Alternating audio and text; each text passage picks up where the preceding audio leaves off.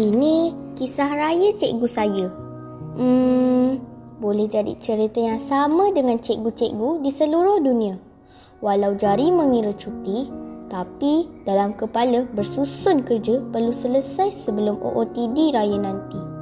Amanah tetap dilaksana. Tak ada yang berkurang walaupun bulan puasa.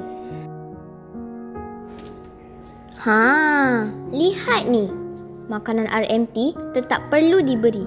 Walau plastik dah diikat mati, tapi cikgu tetap berpesan dari hati. Makan bila dah azan maghrib nanti. Cikgu-cikgu saya tak pernah habis kerjanya. Walau bercerita persiapan raya, tangan tetap cekap menanda. Tapi cikgu yang seorang ni diam 1000 bahasa. Persiapan langsung belum ada. Baju raya dah beli? Dah. Susun semuanya. Kak Zul macam mana? Mesti meriah tema Kak Zul tahun ni. Saya tahu bukan cikgu seorang sahaja. Mungkin juga ramai cikgu di luar sana tak bersedia apa-apa. Dek tanggungjawab kerja.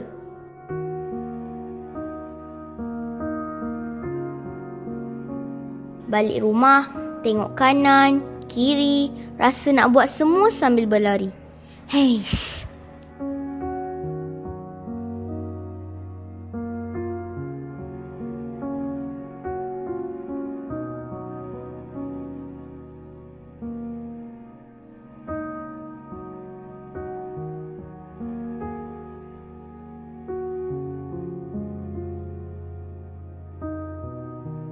Tapi bertimbun buku minta disemak lagi.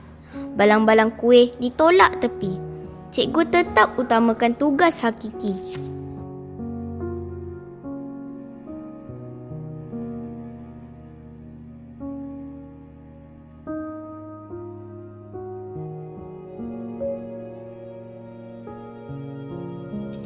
Tapi Syawal yang tiba mesti diraih.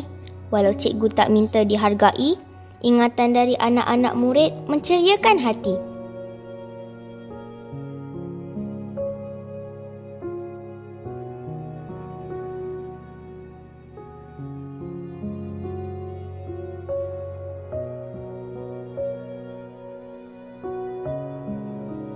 Kesempurnaan bukanlah yang kita cari di Aidilfitri ini, tapi ikatan kasih yang perlu disyukuri.